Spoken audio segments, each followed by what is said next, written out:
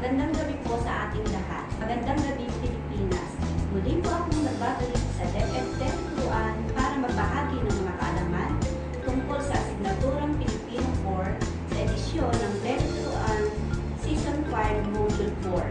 Ako po si Ginang Sinayla Aguilar Gabriel, Teacher 3 ng Cabanatuan East Central School sa ika-4 Baitang, ang inyong tagapagturo ngayon.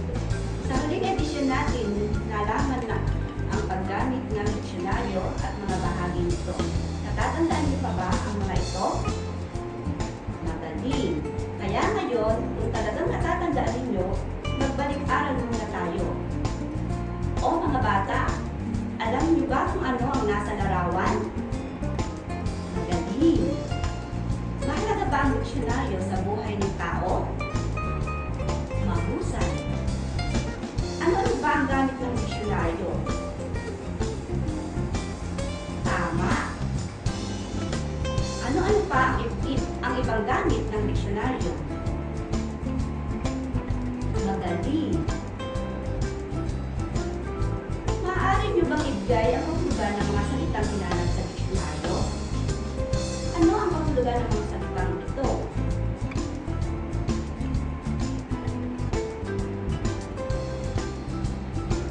Ngayon naman, mayroon akong mga salita na ipakikita sa inyo.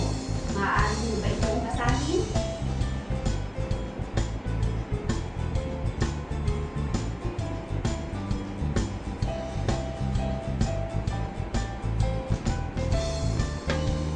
Mayroon tayong babasahin dito na tula.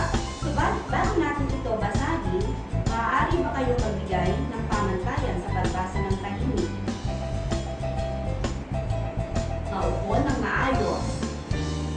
Ilagay ang aklat sa upuan o mesa at hawakan ito ng dalawang kamay. Basahin ito sa pamamagitan ng inyong mga mata at hindi ng bibig. Unawain kung ano ang binasa. Isara ng maayos ang aklat pagkatapos basahin. Handa na pa kayo? Narito ang ating tulang babasahin. Uunlad nga ba? Dati maraming puno, sa langit ay nanganganino. Mga ibong malalayay, nagliliparan dito. Bulldozer at malaking makina ang dumating ng aghalera. Walang magawa at madaanan dahil sa pabrikang ninanais nila. Alinsunod sa kanila dahil sa pag-unlad, ngunit bago nanira ng paraisong biyaya. Ngayon may ilan akong katanungan sa inyo tungkol sa binasang tula.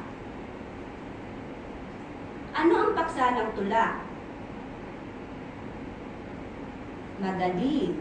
Ano ang nangyari sa magandang kapaligiran? Tama.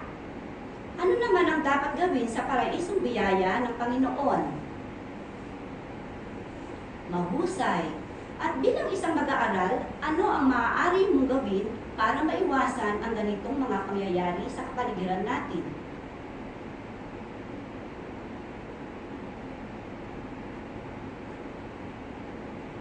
Tama lahat ang inyong mga naisagot sa aking katanungan.